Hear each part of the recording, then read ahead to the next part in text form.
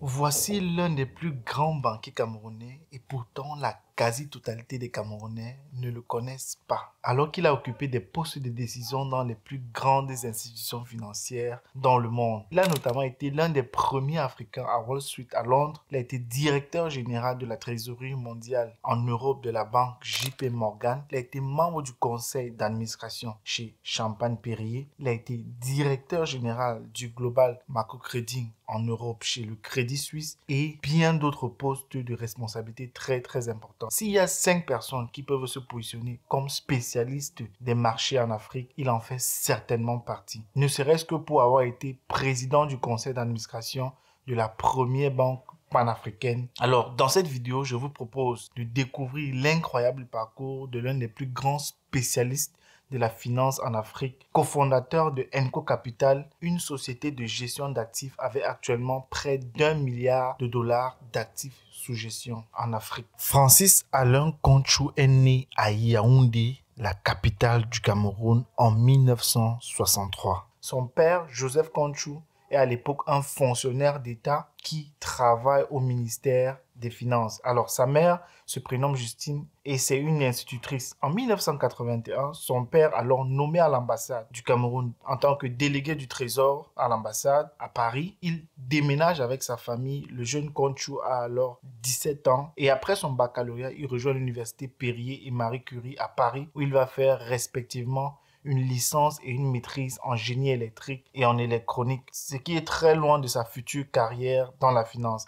Ses parents retournent au Cameroun quelques années plus tard et en tant qu'aîné de la famille, il devient le tuteur de ses cadets. Donc après l'obtention de son diplôme, il va faire un doctorat à la Centrale Supélec, une grande école adossée au centre de recherche en Île-de-France et après son diplôme, il est embauché en tant qu'ingénieur en développement pour le constructeur automobile à l'époque Matra. Il aime bien travailler en tant qu'ingénieur, mais à côté de cela, il est fasciné par les marchés financiers. Donc après le crash boursier de 1987 et l'explosion des marchés des produits dérivés, il prend finalement la décision de faire un MBA, mais à temps partiel à ISCP Business School à Paris. Il s'agit d'un diplôme de Master Business and Administration. Après son diplôme, il choisit de quitter Matra pour rejoindre la Chemical Bank à Londres. Donc, en 1989, il entame donc une carrière fulgurante et commence par la gestion des trésoreries de la banque. Et il est également chargé de conseiller les entreprises dans leurs investissements financiers. Remarqué pour avoir sauvegardé les intérêts de ses clients, il devient le directeur de la salle de marché à Londres. Alors, il devient par la suite l'un des premiers Africains à travailler à la Wall Street à Londres. Et en 1996, la banque est rachetée par la JP Morgan Chase, la plus grande banque des États-Unis. Et à 30 ans, Alain Conchou est nommé directeur général de stratégie et de développement de la filiale anglaise et la filiale européenne. Et par ailleurs, directeur général de trésorerie mondiale en Europe.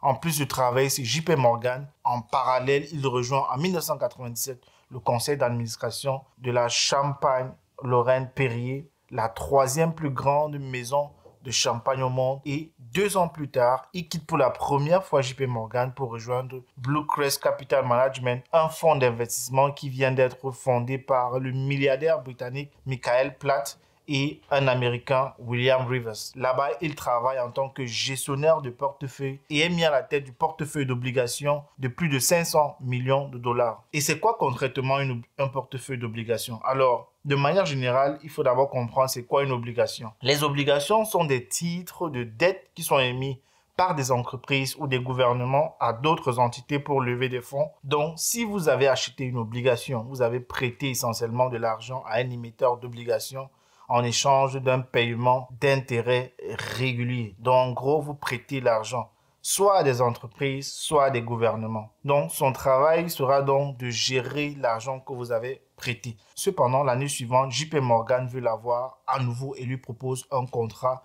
plus lucratif. Il sera donc de retour chez JP Morgan avec à la charge un portefeuille cette fois-ci 2 fois plus important que le précédent, c'est-à-dire 1 milliard de dollars. Il travaille donc en tant que directeur général du Global Macro Trading. En fait, le macro trading, c'est une stratégie d'investissement qui est utilisée principalement par les fonds spéculatifs, encore appelés hedge funds, et les investisseurs institutionnels pour capitaliser sur les tendances macroéconomiques et géopolitiques mondiales. Les gestionnaires de fonds utilisent donc ces stratégies pour surveiller les indicateurs économiques à grande échelle, comme par exemple les taux d'intérêt, l'inflation, la croissance économique, les événements politiques, pour comme ça prendre des décisions sur des divers marchés financiers. Cela comprend donc le marché des devises, le marché des obligations, le marché des actions, mais également le marché des matières premières. Donc, c'est ce qu'il fait essentiellement chez JP Morgan entre 2002 et 2006.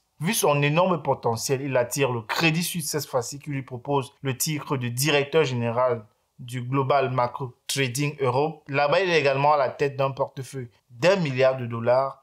Et en 2008, pendant la crise financière qui secoue le monde entier, il décide de revenir investir en Afrique parce qu'il est convaincu que l'Afrique, c'est l'avenir. La crise de 2008 a révélé trop de fragilité dans le système européen et celui nord-américain. Une accumulation comme ça de risques dus aux prêts hypothécaires à risque et effet de levier excessif de dérivés ont conduit l'économie mondiale dans le chaos. C'est ce qui a notamment causé la naissance du Bitcoin. Il décide alors de faire équipe avec son frère pour fonder Enco Capital, une société de gestion d'actifs axée sur les investissements en dette publique, en dette privée, en actions et en capital d'investissement. La société panafricaine de gestion d'actifs est à l'heure d'aujourd'hui l'une des plus grandes sur le continent, avec à l'heure actuelle plus de 900 millions de dollars dans la dette publique et privée, ainsi que les entreprises africaines spécialisées dans la private equity, l'investissement en fonds propres, les investissements en dette souveraine et privée, les marchés de capitaux,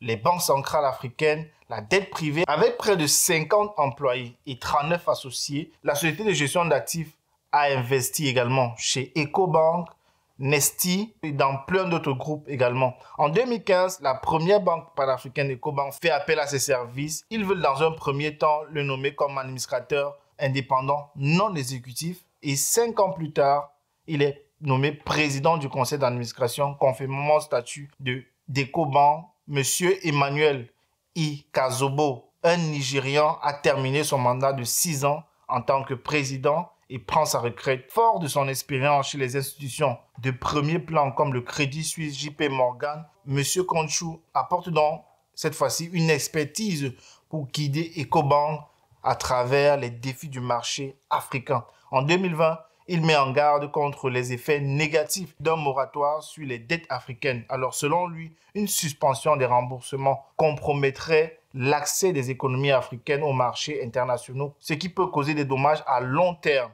Il préconise plutôt le développement des marchés de capitaux privés pour financer les infrastructures essentielles à l'Afrique, permettant ainsi une croissance économique durable. Il appelle donc ainsi à des solutions innovantes comme les dettes à coupon zéro pour aider les pays africains à surmonter les défis économiques actuels. Alors, une dette à coupon zéro, c'est tout simplement un type d'obligation qui ne verse aucun intérêt périodique pendant la durée de vie de l'obligation. Au lieu de cela, elle est émise à un prix inférieur à sa valeur nominale et l'investisseur reçoit la pleine valeur nominale de l'échéance. Par exemple, un investisseur peut acheter une obligation pour 800 € et recevoir 1000 € à l'échéance. Alors en 2020, Enco Capital remporte le prix EuroEdge du meilleur fonds de dette des marchés émergents pour la 3e année consécutive, une récompense sur la base de critères quantitatifs rigoureux qui attribue ce prix sur la base du ratio sur la performance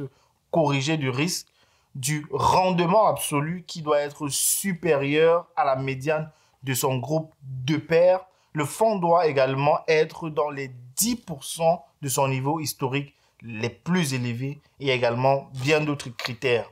Alors en 2022, comme je le disais également, Enco Capital reçoit le prix de Edge News Africa du meilleur fonds panafricain. En 2014, à 51 ans, il est classé 37e parmi les 100 personnes qui font bouger l'Afrique. Il est également un mécène dans l'art qui fait la promotion de l'art africain.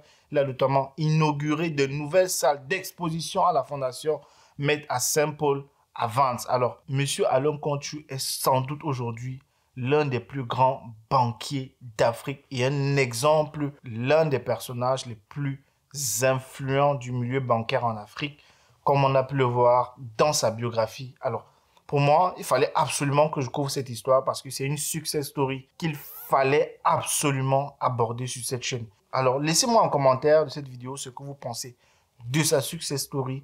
Moi, je trouve qu'il peut comme ça inspirer les jeunes générations également, non seulement dans son travail, dans sa manière de travailler, ambitieuse, mais non seulement avec une vision claire de l'Afrique. Parce qu'on se rend compte que c'est quelqu'un qui a commencé en tant qu'ingénieur dans l'automobile et a trouvé une carrière dans la finance au point de devenir l'un des meilleurs sur le continent. Donc, il me fallait absolument couvrir cette success story. Laissez-moi ce que vous en pensez en commentaire. Si vous aimez ce genre de vidéo, abonnez-vous, laissez un j'aime à cette vidéo, partagez autour de vous. Cela dit, je vous donne rendez-vous à très bientôt pour une prochaine vidéo.